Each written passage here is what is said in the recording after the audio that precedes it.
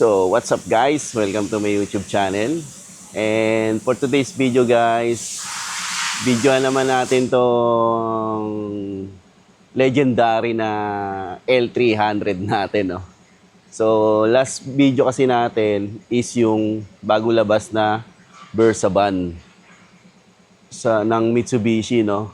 So, ito, sunod naman natin tong i-video is yung 2026 L300 na FB body. So, yun guys, ikutin natin to guys kung anong specs nito, kung anong meron dito, kung bakit bentang-benta tong L300 na to sa market. Tapos, bago ang lahat guys, kung bago ka lang sa YouTube channel ko, subscribe na kayo sa YouTube channel ko, Ralphie TV, and I'm Ralph Ignacio of Peak Motors, Jose Abad Santos, Manila branch. Tapos, i-like nyo na rin yung mga videos ko, i-share nyo, and click nyo na rin ang notification bell para updated kayo sa aking mga videos and promo natin dito sa Mitsubishi Peak Motors, Jose Abad Santos, Manila branch. So, yun guys, umpisa na natin ikutin tong legendary na L300 na 2026 FB body dual aircon. Let's go!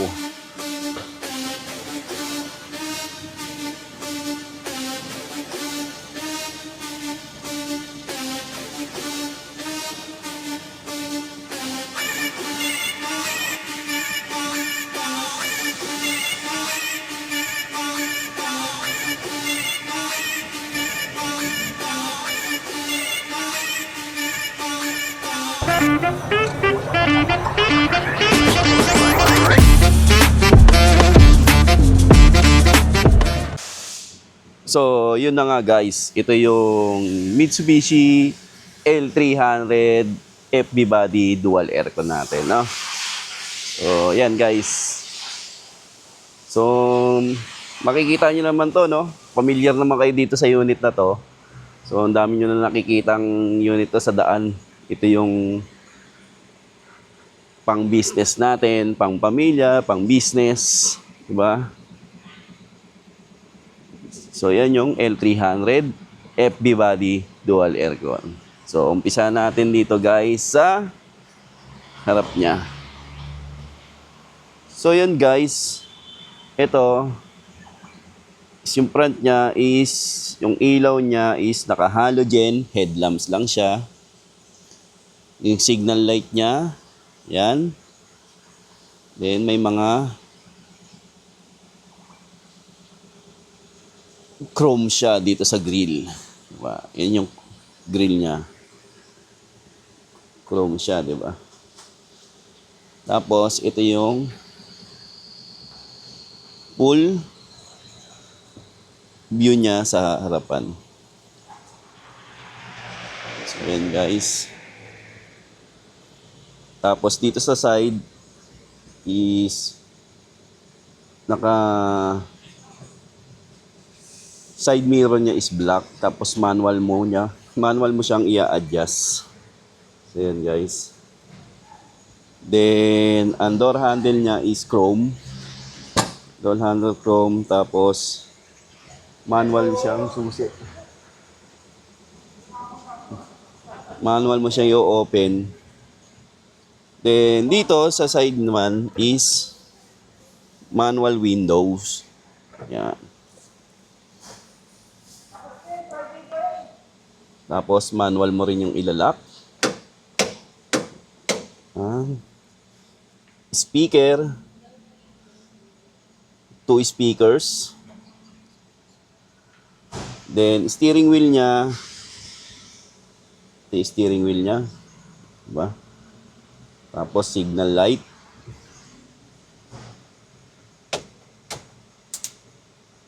Ilaw.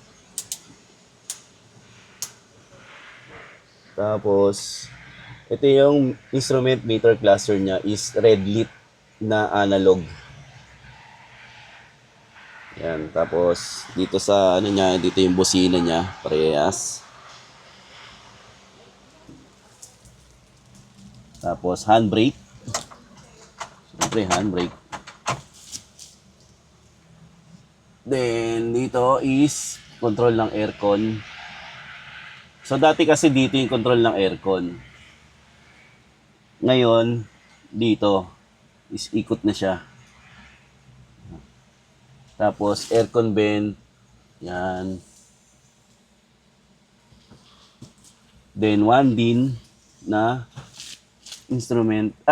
one din na infotainment system. AM, FM yan. So, glove box. Yan. Diba?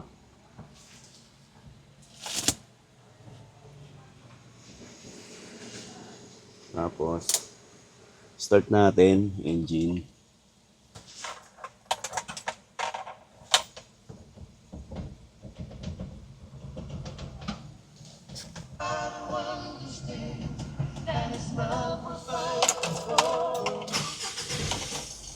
O, diba? Start. Manual start. So, ilaw. So, yun guys. Pagdating naman sa engine niya guys, is naka 2.2 liter DID turbo diesel Euro 4. Tapos, 4N14 yung engine niya. 5-speed manual. Tapos, rear wheel drive diesel engine. So, yun, ganun siya katipid itong L300 natin. Kaya mabenta tong L300 natin. Di lang pang pamilya, pang negosyo pa. Diba? So, yun guys. Tapos, dito sa harapan is pwede sumakay ng 3 kasama driver. Bali, 2 passenger, tsaka driver. Bali, 3. Yan, dito sa... So yan guys, ang tires niya pala, tire size niya is naka 185 R14C. So steel wheel lang to, no? Hindi siya alloy wheel. So yan guys, tubeless na rin siya. Tapos ang brand niyang tires na is Yokohama. Yan, harap likod. Tapos ang kagandahan dito kasi sa L300 natin is high ground clearance. Tapos, ang suspension niya, or front suspension is naka independent double wishbone torsion bar. Yan. Mas stable yung handling. Mas komportable ang steering kahit walang karga. Matibay para sa daily commercial use.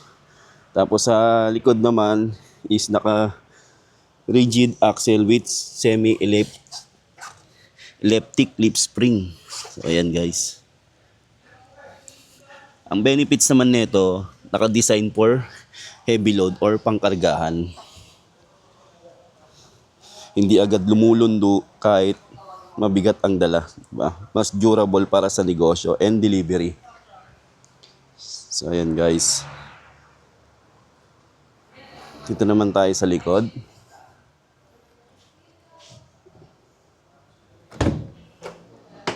So, yan, yung likod niya.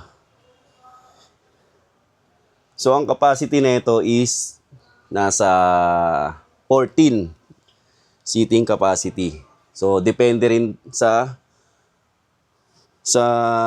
size, no? Kung sino yung mga sasakay. Kasya siguro dito 18, dito sa likod, depende. Kasi 14 talaga naka-assign dito, 7 dito, 7 dito sa gilid. Tapos yan yung seat configuration niya. Tapos ito guys is naka-dual aircon. So ayan guys yung aircon niya. Yan. Yung aircon niya tapos dito yung control ng aircon sa likod. Yan, tapos open tong bintana sa likod. Para pumasok yung aircon sa harapan, papunta dito sa loob. Ayan. Yung L300 natin. Tapos nabubuksan tong maliit na door na to. Yung side na to.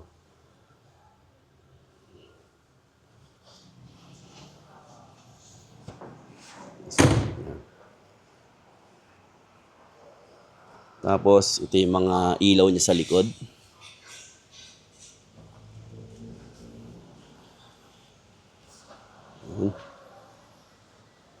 So, yung body.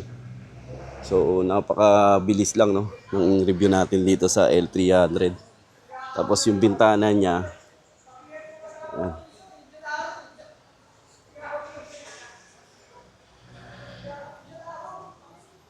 So, ayan guys. Yung L300 natin.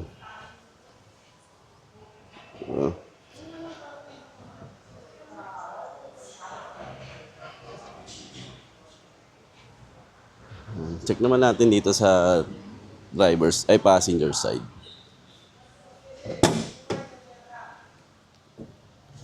Tapos ito yung glove box niya.